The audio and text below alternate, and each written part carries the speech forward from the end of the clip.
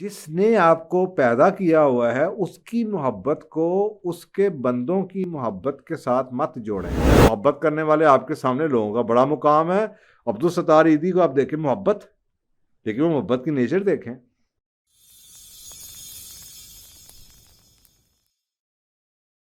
आपको बहुत सी रवायात, इंग्लिश के कोट्स, सूफी कोट्स और बहुत मटेरियल मिलेगा कि जी मोहब्बत जौन सी है ना वो अल्टीमेट चीज़ है। वो साफ ज़रा उस ज़माने में आजकल की ये जो मोहब्बत जिसे हम कहते हैं वो मोहब्बत और आज की उस दिन की मोहब्बत में मोहब्बत हकीकी जो हुआ करती थी वो बड़ा फ़र्क चीज़ थी। वो अक्सर औक़ात वो लव का जिक्र आता है। कई कोट्स आपको सूफ़ी कोट्स मिल जाएंगे मुसलमानों के भी, जो सूफ़ी लीडर्स थे। तो आप एक आज के माइंड को ना ये लगता है कि शायद आजकल की वो मोहब्बत जो हम जानते हैं, जो ड्रामों में नज़र आती है, जो यूनिवर्सिटियों में नज़र आती है, कॉलेजों में, शायद उसका जिक्र हो रहा है। लेकिन वो मोहब्बत अगर जहाँ पे कहा भी गया है वो मोहब्बत एक ही मोहब्बत समझी जाती थी, और वो जो मोहब्बत थी वो असल मोहब्बत, मजा, इश्क हकीकी जिसे आप कहते हैं, जो रब के साथ, अपने क्रिएटर के साथ आपको इश्क होता है। कई कोर्स आपको मिलेंगे जहाँ पे कहा गया है कि जी मोहब्बत एक ऐसी अल्टीमेट ऑब्जेक्टिव ही मोहब्बत है। तो बिल्कुल सही है, अल्टीमेट ऑब्जेक्टिव मोहब्बत है। दर्द दिल के वास्ते पैदा किया इंसान को, लेकिन ये मोहब्बत फिर वही बात है कि एक शख्स की मोहब्बत नहीं है, इंसानियत से मोहब्बत है। लेकिन जिसने आपको पैदा किया हुआ है उसकी मोहब्बत को उसके बंदों की मोहब्बत के साथ मत जोड़ें। यानी कि जिस रब ने आपको पैदा किया है वो रब ही ये हुक्म देता है कि मोहब्बत करो, लोगों के साथ प्यार मोहब्बत सलूक करो। और मियाँ बीवी के हकूक में भी, और शादी भी कहते हैं, रसूल पाक ने फरमाया कि तुम शादी से बेहतर कोई चीज़ नहीं, दो मोहब्बत करने वाले शादी से बेहतर कोई चीज़ नहीं ढूंढेंगे। मेरे साथ बेहतर मोहब्बत है तो सबसे बेहतर सोल्यूशन यही है कि आप शादी कर लें। तो ये इस पे तो किसी किस्म का डाउट नहीं है मोहब्बत। लेकिन आप खुद सोचें कि जो जो आपको ये कह रहा है, जो हस्ती आपको ये कह रही है कि लोगों से मोहब्बत करो, अगर ये मोहब्बत, लोगों की मोहब्बत और उसकी मोहब्बत के दरमियान कॉन्ट्राडिक्शन या कॉन्फ्लिक्ट आ जाए, फिर क्या करेंगे? और ये सवाल मेरा ख्याल है, मैं इसको इस तरह से इंटरप्रेट कर रहा हूँ कि जी अगर आप मुझसे पूछें मोहब्बत अहम है तो मैं ज़रूर कहूँगा बहुत अहम है, बहुत अच्छी है, बहुत टॉप का एक एक स्पिरिचुअल एनलाइटमेंट भी है। मोहब्बत करने वाले आपके सामने लोगों का बड़ा मुकाम है। अब्दुल सत्तार ईदी को आप देखें मोहब्बत, लेकिन वो मोहब्बत की नेचर देखें। इसी तरीके से आप सोचें कि जी एक तरफ आपके वो कहानियाँ चल रही हैं और आप खुद ही इसका जवाब दे सकते हैं, लैला मजनू की कहानियाँ, हीर रांझे की कहानियाँ, रोमियो जूलियट की कहानियाँ, और दूसरी तरफ आपको वो मोहब्बत ये नज़र आ रही है जो कि इंसानियत से मोहब्बत की। तो आपके देख लें वक्त के साथ साथ कौन सी मोहब्बतें याद हैं लोगों को, यही याद हैं जो इंसानियत से मोहब्बत होगी। तो इस पर तो कोई क्वेश्चन नहीं उठता।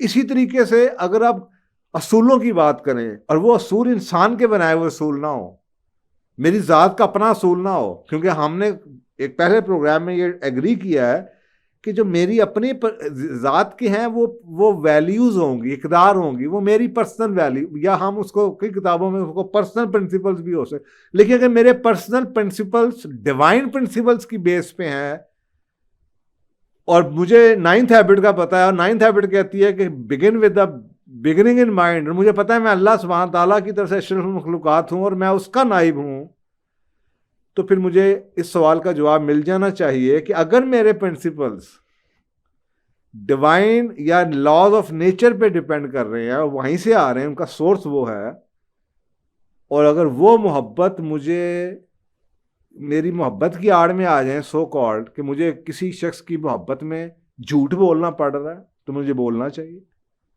तो फिर सिंपल सा आपके सामने जवाब है कि जी फिर आपको प्रिंसिपल्स पे स्टैंड लेना चाहिए। बड़ा इसके ऊपर लिखा गया है। डॉक्टर स्टीवन कोवी की भी किताब आई थी 7 हैबिट्स के बाद, वो प्रिंसिपल सेंटर्ड लीडरशिप के हवाले से। लेकिन आज के दौर में ये बातें अजीब लगती हैं, जहाँ पे सियासत हो या बिजनेस हो या किसी जगह भी हो या एजुकेशन हो या मेडिसिन हो, प्रिंसिपल्स ख़त्म हो गए हैं। हम लोगों की अंडरस्टैंडिंग ही चेंज हो चुकी है। असूलों वाले लोग कौन से होते थे जो लोग प्रिंसिपल का स्टैंड लिया करते थे? कुरान पाक के में याद रखिए, जब आपके घर वालों की फ़र्ज़ करें बात है अगर आपका सवाल इस तरफ से है मैंने तो पहले आपको जनरलाइज बात कर दी है कि जी अगर तो आप सिर्फ ये पूछें मोहब्बत की अहमियत है तो मैं कहूँगा बहुत अहमियत है। अगर आपके प्रिंसिपल्स की अहमियत है तो फिर भी मैं ये कहूँगा बहुत ज़्यादा अहमियत है। लेकिन अगर आप मुझे ये कहें जी मोहब्बत में और प्रिंसिपल्स में लड़ाई हो गई, अब मुझे मोहब्बत को बचाना है या कानून को बचाना है या प्रिंसिपल्स को, तो मेरा सवाल होगा प्रिंसिपल्स कौन से हैं? अगर तो आपके नेचुरल प्रिंसिपल्स हैं तो उनको तो आपको हर हालत में बचाना पड़ेगा, क्योंकि उसको छोड़ना या उनको सरेंडर करना आपको इख्तियार ही नहीं है। आप नाइब हैं, आपका नाइब है होने के नाते यही काम है कि आप उन प्रिंसिपल्स को प्रोटेक्ट करेंगे जो अल्लाह सुब्हानहू व तआला के जो लॉज ऑफ नेचर है। तो ये तो जनरलाइज बात होगी। अब सवाल अगर फ़र्ज़ करें आपका ये है, क्योंकि सवाल से ये क्लियर नहीं हो रहा कि मोहब्बत कौन सी मोहब्बत का जिक्र किया जा रहा है। अगर तो मोहब्बत आप मियाँ बीवी की मोहब्बत की बात कर रहे हैं, औलाद की मोहब्बत की बात कर रहे हैं, और कवानीन है, एक तरफ एक बाप है, उसके कुछ कानून है ज़िंदगी के और वो कानून उसके नहीं है। अगर तो वो कानून उसके हैं और उन कानून को वक्ती तौर पे वो प्रिंसिपल रख भी रहा है, लेकिन वक्ती तौर पे खामोश हो जाता है, तो उसे हो जाना चाहिए। उसकी वजह मैं आपको बता देता हूँ।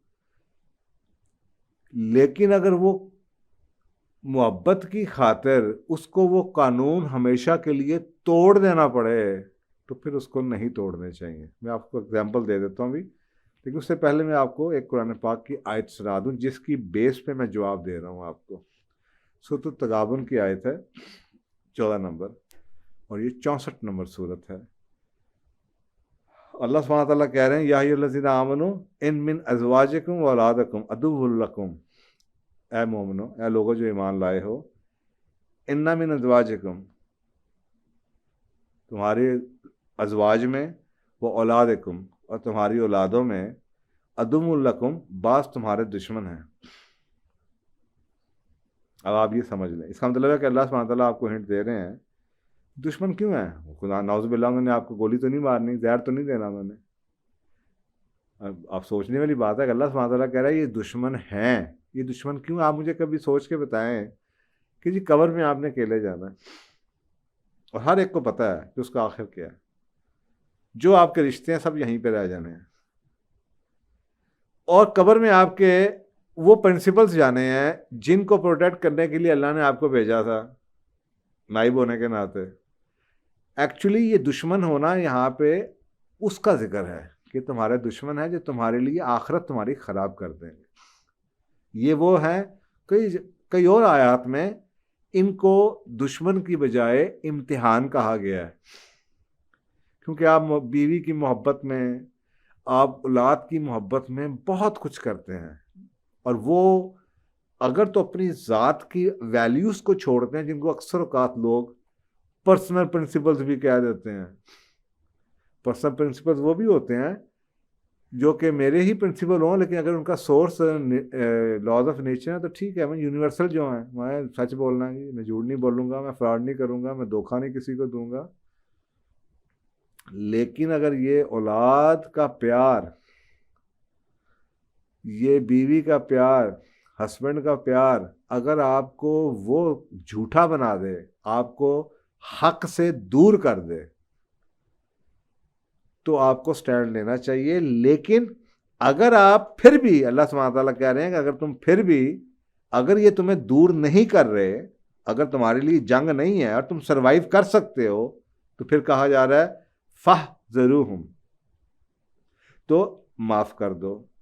व इन तहफ़ु व तस्फ़हु व तग़फ़िरु, और अगर माफ़ कर दो, दरगुजर कर दो, इनके पहले तो है फ़ह ज़रूहुम, कहते हैं बचे रहना, इनसे बचते रहना। पहला वार्न ये है, यानी कि अगर आप ईमान वालो, तुम्हारे अज़वाज और तुम्हारी औलादों में से कुछ तुम्हारे दुश्मन हैं, फ़ादरुहुम, तो होशियार रहना। होशियार रहने से मुराद है जस्ट बी कॉशियस, कि कहीं मोहब्बत में सोचे समझे बगैर हम आपके जनाब बच्चा के या अबू ये पोर्क पे बड़ा अच्छा है आपने कभी शराब पी के देखी है? तो कहीं ये ना हो कि आप उन कानून को तोड़ना चाहें, आपकी नमाज नहीं आपको पढ़ने देते। अगर तो आपको मना नहीं करते तो फिर कुछ और कहानी है, लेकिन अगर वो खुद नहीं करते, आपके लिए इम्तिहान बने हुए हैं, लेकिन आप अपनी जगह पे खड़े हैं, टॉलरेंस हो सकती है, तो अल्लाह सुब्हानहू व तआला कह रहे हैं फाहज़रूहुम, उनसे आगाह रहना, व इन तहफ़ू व तस्फ़हू व तग़फ़िरू फ़िन्नल्लाह गफ़ूरुर रहीम। तो क्या करो, माफ़ कर देना, दरगुजर कर देना, बख्श देना। ये तीनों लफ्ज़ बोल दिए गए। भाई मेरे बीवी बच्चे ऐसा काम कर रहे हैं जो मैं नहीं पसंद करता, मुझे नहीं पसंद, अल्लाह का हुक्म है कि जी घरों से रातों को बाहर ना जाओ, ये बात नहीं आते। मैं कहता हूं मत जाओ यार, अगर तो मैं इनके साथ जाना शुरू कर दूं तो फिर हुआ ये कि मैंने अपना भी कानून तोड़ दिया, तो फिर तो ये मेरे दुश्मन है। लेकिन अगर मैं ये कहता रहूं बेटा जी ये गलत है, डोंट डू दैट, सुबह उठा करें, नमाज पढ़ें, और मुझे मेरे काम के लिए, मेरी सच्चाई के लिए, मेरे कानून को मुझ पे नाफज होने से रोक नहीं रहे, या मुझे अपने साथ घसीट नहीं रहे, तो फिर मुझे हुक्म है कि मैं इनको माफ कर दूं, इनको दरगुजर कर दूं, छोड़ दो यार, ओवरलुक करो, चल यार जो मर्जी करो, मुझे बैर जा रहा, मैं झूठ नहीं बोल सकता, तुम जो बोलते रहते हो यार बोल लो, मैं तो जनाब ये हराम नहीं खाऊंगा, तुमने खाना आगे तुम्हारी मर्जी, मना कर सकता हूं तो ठीक है। अब सोचे ना, अगर ये ऐसे दुश्मन हो जैसे कि हम समझते हैं, तो दुश्मनों को साथ तो आपकी शादी तो नहीं अल्लाह ताला करवा देगा, दुश्मनों को तो मारा जाता है, लेकिन ये आपके दीन के दुश्मन है, आपकी आखिरत के दुश्मन है, शायद दुनिया में दुश्मन नहीं है, कुछ तो दुनिया में भी होंगे, लेकिन ये आखिरत के दुश्मन है। तो आपने आगाह रहना है, इनकी हर बात नहीं माननी, आगाह रहना है, और अगर आपके काम में खलल नहीं डालते तो माफ़ करना है, दरगुजर करना है, ओवरलुक के चीज़ से कहते हैं, और बख्श देना है इनको, छोड़ दे, तकफिरू, छोड़ो यार रहने दो, फिन्नल्लाह गफूरुर रहीम, तो खुदा भी बख्शने वाला है। लेकिन अगर आपको चुनना पड़ जाए, आपको ऐसी जगह पे पुश कर दिया जाए कि आपको मजबूर किया जाए कि तुम भी ये काम करोगे, तुम भी झूठ बोलो, तुम जाके कमा के लाओ हराम, हमें नहीं पता, तुम भी रिश्वत लिया करो, तुम भी जनाब ये करो, तुम भी, अब तो ये हालत हो चुकी है ना कि अब तो आपको फरमाइशी लिस्ट होती है। अभी नाउजुबिल्लाह कुछ दिन पहले ऐसी खबर सुनी कि मैं हिल के रह गया, ये चंद दिन पुरानी बात है, कि लाहौर में, और ये केस आया है, हरासमेंट का केस रजिस्टर हुआ है इसके ऊपर, और हुआ ये कि मियाँ साहब के कुछ दोस्त आए हुए थे घर में, और बीवी खाना शाना बना के शायद सर्व कर रही थी, तो उनमें से किसी दोस्त ने उसकी बीवी का हाथ पकड़ लिया, तो बीवी ने खावंद की तरफ देखा ऐसे करके, तो खावंद का कुछ नहीं होता, कुछ नहीं होता, ये एग्जैक्टली यही वर्ड मैंने अखबार में पढ़े, खबर में ये एग्जैक्टली यही वर्ड थे, उसने कुछ नहीं होता, कुछ नहीं होता। अब ये केस जौन सा है, ये केस माफ करने, दरगुजर करने और बख्शने वाला केस नहीं है। ये तुम खुद कुछ कर रहे थे, एक सेपरेट बात है, अब यहां पे आप दूसरे को उकसा रहे हैं कि वो भी वो करें, तो यहाँ पे आपको अपने प्रिंसिपल्स को बचाना पड़ेगा, क्योंकि अगर आप प्रिंसिपल्स को छोड़ दें, आप मुझे बताएं कि ऐसे शख्स के बारे में आप क्या करेंगे जो किसी के कहने, और आप ये भी सवाल का जवाब दें, आप मुझे बताएं आप किसी शख्स की ऐसे शख्स की इज्जत कर सकते हैं दिल से जब आप रात को आराम से बैठे हैं, जो किसी के कहने पे झूठ बोल दे, जो किसी के कहने पे माँ के कहने पे कुछ और कर दे, बीवी के कहने पे कुछ और कर दे, दोस्त के कहने पे कुछ और कर दे, तो आपको लगेगा यार ये क्या है। दिल से ऐसे शख्स की कोई भी इज्जत नहीं करता। आपको उस वक्त अच्छा जरूर लगता है कि आपकी बात मान ली, लेकिन अगर आपकी बात मान रहा है इसका मतलब है ये वीक करेक्टर। इस पर इंशाल्लाह किसी दिन बात करेंगे, ये ग्रिड क्या बनती है करेक्टर की, किरदार की। लेकिन ये एक सिंपल सी बॉटम लाइन है कि यार आप खुद अंडरस्टैंड करें कि अगर ये बात इतनी फैल जाए कि जनाब आप दूसरे को उकसाना शुरू कर दें और आपको अब चुनना पड़े अपने प्रिंसिपल्स के ऊपर, तो उसके ऊपर आपको स्टैंड लेना चाहिए। जो उस खातून ने स्टैंड लिया है, शायद पता नहीं सही लिया कि गलत लिया, लेकिन जो रिपोर्ट तो उसने किया, अब आगे से वो पर्सनल स्टैंड अक्सर औकात लोग पढ़ के माफ़ी मुफी हो जाती है, लेकिन ये एक छोटी सी बात ऐसी नहीं है जिसको ऐसे ही आप ओवरलुक कर दें, माफ़ कर दें। इतना आप, एक औरत कैसे सिक्योर फील कर सकती है एक ऐसे मर्द के साथ जो उसका कवाम है और जो उसको बुराई पे उकसा रहा हो। तो जहाँ पे आपको प्रिंसिपल्स पे स्टैंड लेना पड़े, जहाँ पे आपको पुश कर दिया जाए, दीवार के साथ लगा दिया जाए, आपको अव्वल तो अक्लमंदी का तकादा यही होता है कि आप किसी को ऐसी जगह पे ना लगा दें, दीवार के साथ ना खड़ा कर दें कि उसको अटैक करना पड़े। तो आप सिविलाइज सोसाइटी में आप नहीं किसी की बात मानते, एक हस्बैंड है वीक है, चले बाप है क्या कर रहा है, अल्लाह का ही हुक्म है कि माफ़ किया हुआ है, बदतमीज़ औलाद है, बद तहजीब है, बीवी जो है उसकी मर्ज़ी से कपड़े नहीं पहनती, वो छोड़ रहा है, माफ़ कर रहा है, ओवरलुक कर रहा है, अल्लाह से माफ़ी मांग रहा है, अल्लाह से उनकी हिदायत की बात कर रहा है, दुआएं मांग रहे हैं उनके लिए, जहाँ जहाँ बात हो सकती है उनको प्यार से कह भी देता है बेटा ना करो, ऐसे मत किया करो, वो मत करो, बच्ची को भी कह देता है, बेटे को भी कह देता है।